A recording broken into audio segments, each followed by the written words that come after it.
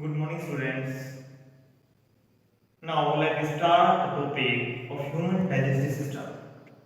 As we have already discussed about the nutrition in animals and plants in our last lectures. So today we will discuss about the human digestive system. What is human digestive system? सबसे पहला question आता है हमारे पास कि digestive system क्या है। Digestive system mainly हमारे शरीर के अंदर भोजन से ऊर्जा प्राप्त करने की एक विधि है, यानी कि वो प्रोसेस जिसके द्वारा हम अपने शरीर के अंदर ऊर्जा प्रोवाइड करते हैं, न्यूट्रिशन गेन करते हैं। That process is known as human digestive system. हमारे शरीर के अंदर भोजन कुछ प्रोसेस के अंदर जाता है। लाइक सबसे पहले अगर मैं बात करता हूं इंजेक्शन, भोजन को अंदर लिया जाता है। अगर हमने भोजन को अंदर लिया, अंदर लेने के बाद क्या होगा, उस भोजन को डाइजेस्ट करना पड़ेगा। डाइजेस्ट, उस भोजन को पचाना होगा, डाइजेस्ट करना होगा। जो भोजन हमने डाइजेस्ट किया, एब्जॉर्प्शन, उसको एब्जॉर्ब यानी कि हमारे शरीर के अंदर स्टोर रखना होगा। एसिमिलेशन, मेरे प्यारे बच्चों, एसिमिलेशन क्या होता है, जो हमारा स्टोर्ड फूड है उसको एक्सक्रीट करने से पहले इकट्ठा करके रखते हैं, स्टोर करके रखते हैं। That process is known as assimilation and ejection, अपने शरीर से वेस्ट को बाहर निकाल देना। ये पांचों प्रोसेस मिलकर के हमारे पूरे शरीर का डाइजेस्टिव सिस्टम को कंप्लीट करती है। आइए इसी के बारे में डिस्कस करते हैं। ये मैंने एक रफ डायग्राम बनाया है, थोड़ा सा ध्यान से पढ़िए इसके बारे में कि क्या कहता है। सबसे ऊपर नसल कैविटी होती है हमारी, नाक जिसे आप बोलते हो, नसल कैविटी, जिसके द्वारा हमारे शरीर में एयर एंटर करती है। ये क्या है हमारा buccal cavity, mouth, intake of food is taken from the buccal cavity। Buccal cavity के अंदर से भोजन में अंदर लेते हैं। इन दोनों का जो पाथवे है वो यहाँ पर ज्वाइंट होता है। अगर आप कई बार मान लीजिए आपने जैसे देखा हुआ, डॉक्टर्स क्या करते हैं, जिसकी नाक में कोई दिक्कत है तो क्या करते हैं, माउथ से सांस लेने के लिए बोलते हैं। हम जब भागते हैं, दौड़ लगाते हैं, कोई फिजिकल एक्सरसाइज करते हैं, इन सब केसेस के अंदर क्या करते हैं, नाक के द्वारा सांस के बजाय मुंह से सांस लेना चाहते हैं, ताकि large amount of oxygen can enter in our body to complete our cellular process. हमारे शरीर की सारी क्रियाओं को पूरा करने के लिए सफिशिएंट अमाउंट ऑफ ऑक्सीजन हमारे शरीर के अंदर पहुंच जाए, उसके लिए क्या होती है, यहां से ऑक्सीजन चली जाती है। जो आज हम टॉपिक पढ़ रहे हैं, एक क्लास 7th का सेकंड चैप्टर और 10th क्लास के 6th चैप्टर के बारे में डिस्कस कर रहे हैं। जहां पे दोनों जुड़ गए, इस ज्वाइंट में नाम दे देगा फारेंक्स, यानी कि जहां पर हमारा क्या है, माउथ और बक्कल कैविटी दोनों जुड़ जाते हैं, इस पॉइंट को बोलते हैं फारेंक्स। ये इससे थोड़ा सा नीचे आएगा। अगर मैं बात करता हूं यहां की, ये जो बाहर निकला हुआ है ये लारेंक्स होता है, वॉइस बॉक्स, साउंड बॉक्स जिसे बोलते हैं। हमारी जो आवाज आती है वो इसी वजह से आती है। उसके बाद हमारी जो पाइप है, ये हमारी ओसियोफेगस, भोजन नली, फूड पाइप। जो भी भोजन हमारा माउथ को एंटर करेगा, वो भोजन इस पाइप के अंदर से एंटर करेगा हमारे शरीर में, इसे फूड पाइप बोलते हैं। जब भी हम भोजन लेते हैं तो इसके अंदर कोई ना कोई मूवमेंट होती है, एक पतली सी थैली की तरह की है ये। जब भोजन जाता है, पुश किया जाता है, ऊपर से नीचे धकेला जाता है, तो क्या होती है, ये मूवमेंट करती है कुछ इस तरह से, और इस मूवमेंट को क्या बोलते हैं, पेरिस्टाल्टिक मूवमेंट। इस मूवमेंट को पेरिस्टाल्टिक मूवमेंट कहते हैं। ये मूवमेंट हमारी क्या करती है, हमारे शरीर के अंदर जो भी भोजन में एंटर करता है, ये भोजन हमारा इसी मूवमेंट के द्वारा आगे बढ़ता है। जैसा कि आप शरीर के अंदर आपने 4 सिस्टम के बारे में पढ़ा था, जो हमारा भोजन है वो यहां से यहां तक, ये रिबकेज से हमारे रिबकेज से नीचे यहां तक फूड पाइप के द्वारा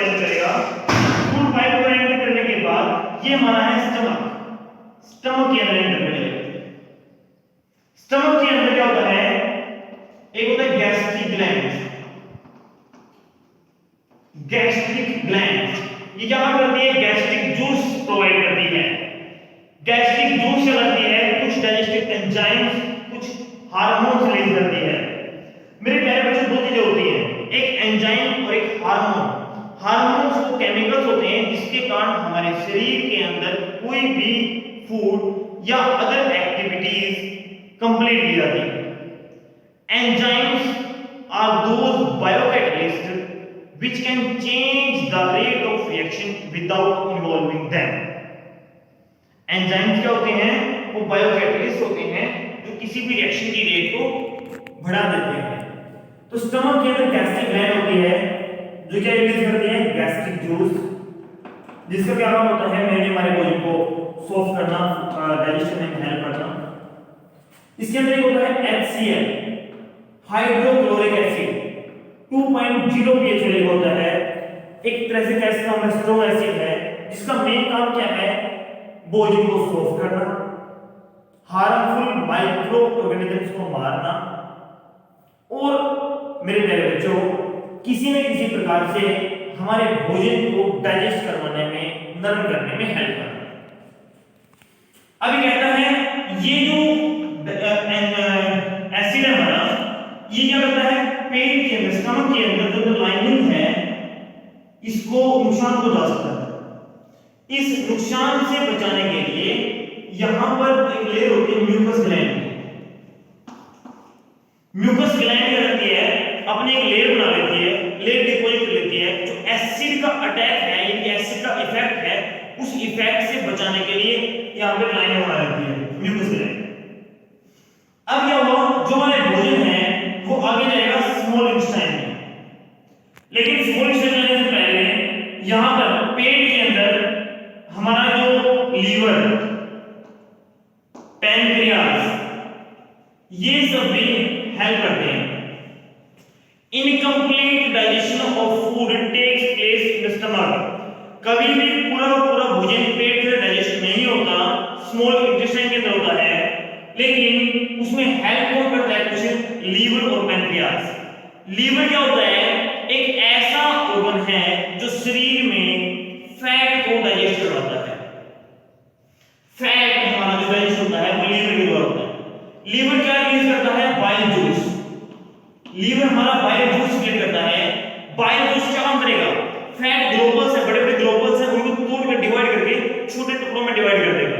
यानी कि सिंपल सी भाषा में, जो भी हम जितना भी तला फला भोजन लेते हैं, जितना भी हम क्या करते हैं, अगर मैं कहूं ऑयली फूड लेते हैं, बाजार का खाना खाते हैं, उस सारे ऑयली फूड के अंदर क्या होता है, फैट होती है, और उस फैट को तोड़ना कैसा है, लीवर का काम है।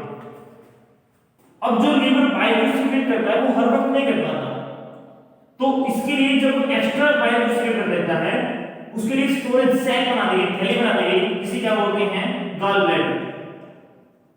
गॉल ब्लैडर एक ऐसी थैली जो क्या करती है, बाइल को स्टोर करती है हमारे शरीर के अंदर, फैट को डाइजेस्ट करने में हेल्प करने वाला बाइल जूस इसके अंदर स्टोर होता है। अब क्या बात आई पैनक्रियास के पास।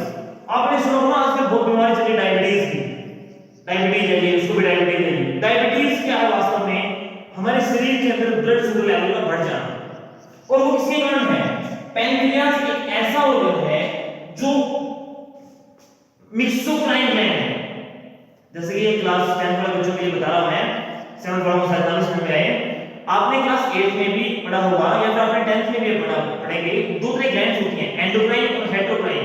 एंडोक्राइन वो जो क्या करते हैं, अपने शरीर का जो भी सिस्टम है उसको चलाने के लिए डक्टलेस ग्लैंड बोलते हैं। कोई भी डक्ट नहीं होती, ब्लड के अंदर अपना जो सिक्रीशन है, जो भी इनके पास केमिकल्स है, वो ब्लड के अंदर डाल देती हैं, उसे एंडोक्राइन ग्लैंड बोलते हैं।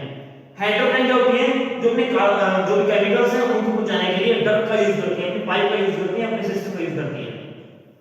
उसके बाद ये कहता है कि हमारे पास क्या है, जो पैनक्रियास है वो मिक्सोक्राइन ग्लैंड है, जो दोनों काम करती है, एंडोक्राइन भी और एक्सोक्राइन भी। यानी कि इसके अंदर क्या होता है, हार्मोन्स भी रिलीज होते हैं और क्या है, एंजाइम्स भी। अब ये डाइजेस्टिव सिस्टम पढ़ रहे हैं, एंजाइम के बारे में बात करता हूं। ये तीन एंजाइम्स, ये इसके हैं पैनक्रियास की। अमाइलेज कार्बोहाइड्रेट को डाइजेस्ट करने में हेल्प करता है, लाइपेज फैट को डाइजेस्ट करने में हेल्प करता है, ट्रिप्सिन प्रोटीन को। मेनली 3 केमिकल्स हैं, 3 कंपोनेंट्स बताए मैंने आपको, कार्बोहाइड्रेट, फैट और प्रोटीन, इन सबको डाइजेस्ट करने में पैंक्रियाज हेल्प करेगा। अब इन सब ने हेल्प कर दी स्टमक के पास, जो भी हमारे पास भोजन था उसको छोटे टुकड़ों में तोड़ दिया, डिवाइड कर दिया, जैसा भी हमने करना था सब कुछ कर दिया। अब वो हमारा भोजन किसमें चला जाता है, स्मॉल इंटेस्टाइन के अंदर।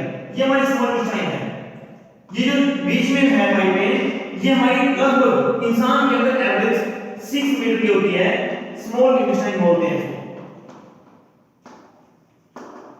Complete digestion of food takes place in the small intestine. पूरा का पूरा शरीर के अंदर जितना भी भोजन है वो सारा डाइजेस्ट किसके द्वारा होता है, स्मॉल इंटेस्टाइन के द्वारा होता है। सारा का सारा भोजन डाइजेस्ट करने में हेल्प करेगी। ऐसे बहुत सारे और भी एंजाइम्स हैं, अगर मैं बात करता हूं पेप्टोन, पेप्टाइड, पेप्टाइडेज, इस प्रकार से बहुत सारे एंजाइम हैं, क्या करेगी, स्मॉल इंटेस्टाइन को रिलीज करेगी और अपना भोजन को डाइजेस्ट करवाएगी। फ्रक्टोज, लैक्टोज, इस तरीके से अगर मैं बात करूं सारे एंजाइम्स डिस्क्राइब करना हमारे वीडियो में पॉसिबल हो पाएगा। अभी कहता है जो भी हमारा भोजन यहां पे कंप्लीट डाइजेस्ट हो गया, अनडाइजेस्टेड फूड जो बच जाता है वो लार्ज इंटेस्टाइन में एंटर हो जाता है, दैट इज लार्ज इंटेस्टाइन।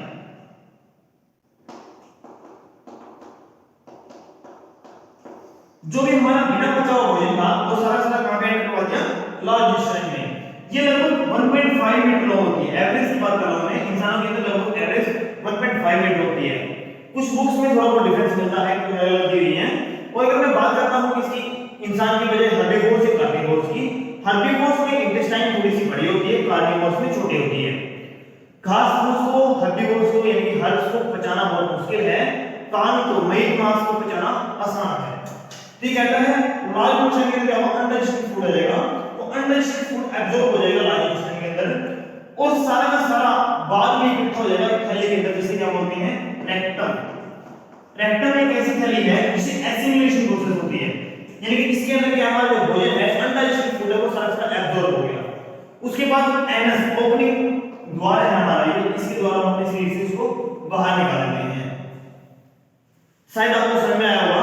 अगर किसी को चीज कोई क्वेरी है, कोई डाउट है, तो मैं उम्मीद करता हूं कि आप या तो आप ग्रुप में मैसेज करेंगे या फिर क्लास में आप अपने मैसेज करके पर्सनली पूछ सकते हैं। इसी प्रकार से इस क्वेश्चन को आपने अपनी कॉपी के अंदर नोट्स बनाना है, याद भी करना है, और कोई भी डाउट है तो आप उसका रिप्लाई करके पूछना भी है। Thank you so much. Next class में हम अपना नेक्स्ट टॉपिक देखेंगे।